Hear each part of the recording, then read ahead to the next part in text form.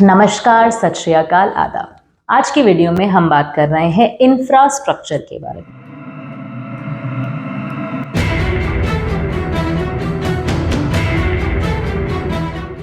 क्या होता है इंफ्रास्ट्रक्चर? किसी भी देश का स्ट्रक्चर जो सारे देश को और विदेश को कनेक्ट करता है, जिसकी वजह से चीजें काम हो पाता है सिस्टम के अंदर।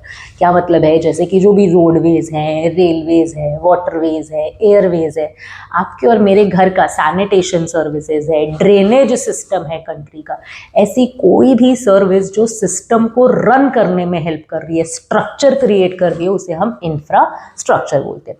जिस भी देश का इंफ्रास्ट्रक्चर अच्छा होगा, उसकी मार्केट्स बेटर कनेक्टेड होंगी, व्यापार बेटर होगा and end of the day economy वो बेटर परफॉर्मिंग होगी, ज्यादा ग्रोथ करेगी। सो अच्छा इंफ्रा आपकी और मेरी दोनों की जरूरत है। नाउ लेट्स टॉक अबाउट कि क्या वादे किए गए थे एंड क्या पूरे किए गए, क्या रहता है। शुरू करेंगे, कुछ कैटेगरीज में हम डिवाइड कर देंगे सारे इंफ्रा के वादों को। रोडवेज की बात करेंगे, रेलवेज की बात करेंगे, एयरवेज, वाटरवेज की बात करेंगे एंड अदर्स जो भी इंटरनेट से लेके, ड्रेनेज से लेके, सैनिटेशन से लेके वादे किए गए थे, उनकी बात करेंगे। सबसे पहले शुरू करते हैं रोडवेज से। यहाँ पर गवर्नमेंट ने वादा किया था कि हम हाईवेज के लेंथ को डबल कर देंगे, जितना है उससे डबल हाईवेज क्रिएट करेंगे एंड जो नेशनल हाईवेज है उनको 60,000 किलोमीटर से एक्सटेंड करेंगे।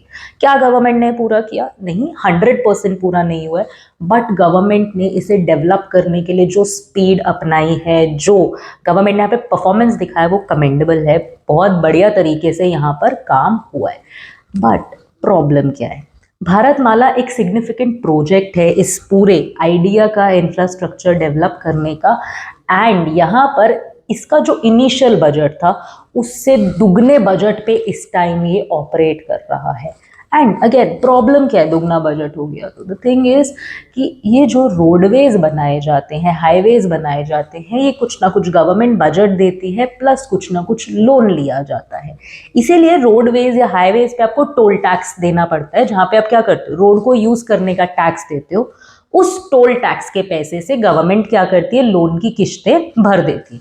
बट यहाँ पर प्रॉब्लम क्या हुआ है कि जो लोन का अमाउंट है वो बहुत ज़्यादा इंक्रीज कर गया है। अगर आप NHAI का डाटा उठाकर देख रहे हैं तो NHAI ने पहले बोरोइंग्स थी उनकी 2017 तक 75,000 करोड़ की, वही बोरोइंग्स अब 4.16 टाइम्स इंक्रीज कर गई हैं, 4 गुना से भी ज़्यादा हो गई है, 3.5 लाख करोड़ से भी ज़्यादा हो गई। तो अब देख रहे हैं यहाँ पे गवर्नमेंट का बोरोइंग्स बहुत ज़्यादा बढ़ रहा है एंड किसी भी इकोनॉमी के लिए कर्जा ले लेकर ग्रो करना एक चिंता का कारण बन सकता है।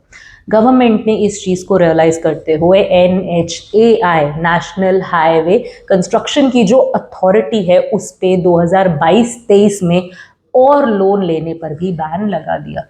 तो इंफ्रास्ट्रक्चर रोडवेज का 100% बहुत बढ़िया डेवलप हुआ, लेकिन ये काफ़ी कॉस्टली तरीके से डेवलप हुआ एंड इसको हम इकोनॉमिकली एफिशिएंट शायद नहीं कह पाएंगे। सेकंड बात करते हैं एयरवेज की। यहाँ पर गवर्नमेंट ने कहा था कि जितने एयरपोर्ट्स हैं उनसे हम डबल कर देंगे, डबल नहीं हुए, बट यहाँ पर भी गवर्नमेंट ने काफ़ी बढ़िया परफॉर्म करते हुए काफ़ी रैपिडली नंबर इंक्रीज किया है। अगर कंपेयर करते हैं UPA और NDA को, तो NDA का परफॉर्मेंस काफ़ी बेटर रहा।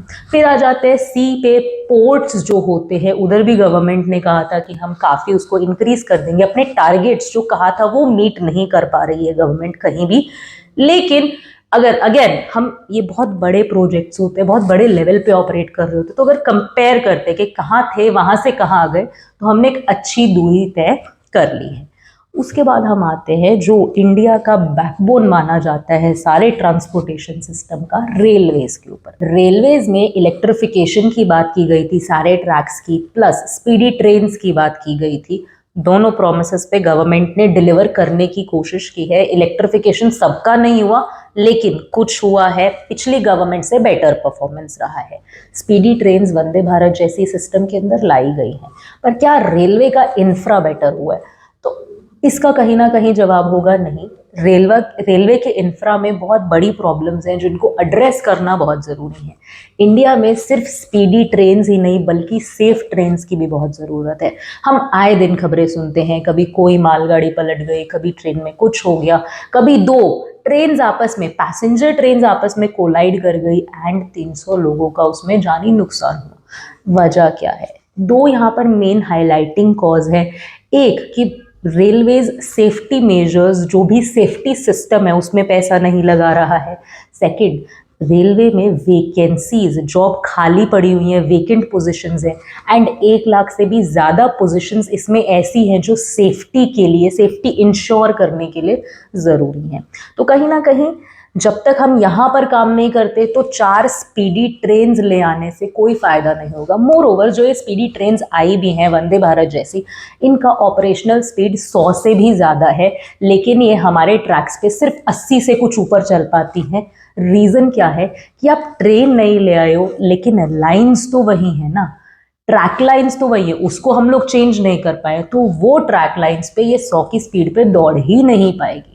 तो इंफ्रा डेवलप करने के नाम पे कहीं ना कहीं रेलवेज में हम ये कह सकते हैं कि गवर्नमेंट ने सुर्खियां जरूर बटोर ली, वाहवाही जरूर बटोर ली वंदे भारत जैसी ट्रेन्स के नाम पे, पर एक्चुअली उस लेवल पे लोगों को इस रेलवे इंफ्रास्ट्रक्चर का फायदा पहुंच नहीं पाया है। देन लास्ट कैटेगरी में हम बात कर रहे हैं अदर सब चीज़ों के बारे में। इंटरनेट गवर्नमेंट ने कहा था सभी ग्राम पंचायत को कनेक्ट कर दिया जाएगा, तो ओवर 2.5 लाख ग्राम पंचायत को कनेक्ट किया गया है via internet, which is again a good initiative.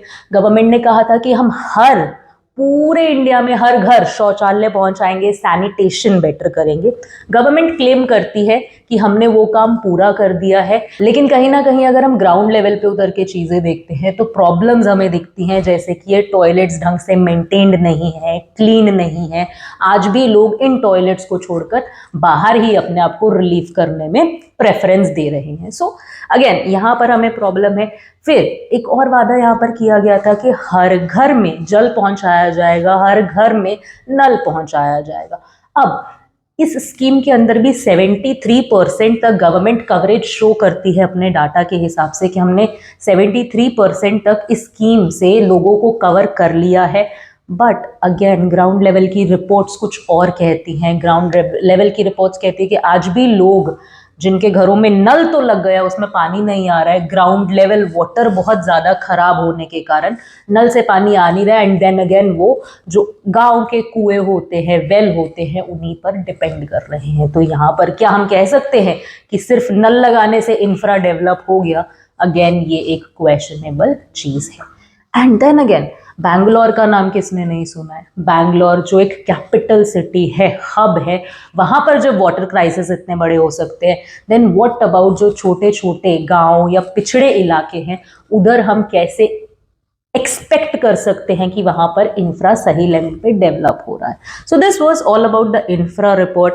No doubt अगर आई कंपेयर कि बीजेपी ने क्या किया इन कंपैरिजन टू कांग्रेस या यूपीए सरकार का जो काल था एंड एनडीए का जो काल है, तो एनडीए का रिपोर्ट कार्ड इंफ्रास्ट्रक्चर में 100 टाइम्स बेटर है। स्पीड से लोग काम कर रहे हैं, पर क्या ये जो काम कर रहे हैं वो इकोनॉमिकली फीसिबल है? ये एक क्वेश्चन मार्क है। क्या लगता है आपको? Let us know in the comment section.